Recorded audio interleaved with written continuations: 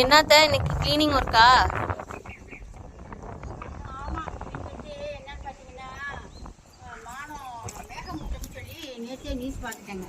அதனால இன்னைக்கு வத்தலோடம்லாம் நிப்பாட்டிட்டு கம்ப்ளீட்டாக மாடியெல்லாம் நம்ம எப்படி தான் வச்சுக்கிட்டு ஊற்றினோம்னாலும் புளிஞ்சோம்னாலும் கொஞ்சம் கொஞ்சம் சிந்திடுதா, அதெல்லாம் ஒரு பிசு பிசு பிசுன்னு காலை வச்சோம்னா பிசு பிசு இருந்துச்சு.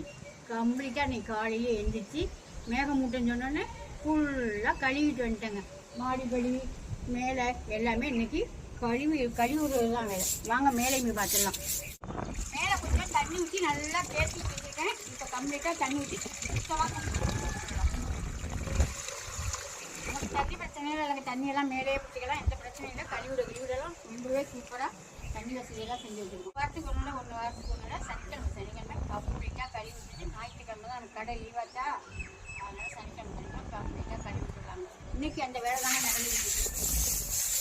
வத்தலோட போட்டவங்க நிறைய பேர் நம்ம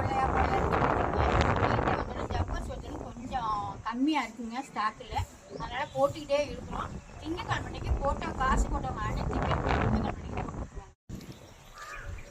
மாடி இழைச்சி விட்டுட்டு படுதா எடுத்து போட்டு நேற்று எடுத்து போட்டது எல்லாமே கம்ப்ளீட்டாக காய வச்சாச்சுங்க. இந்த அளவுக்கு காஞ்சிருக்கு பார்த்தீங்களா, சூப்பராகவே காஞ்சிருக்கு.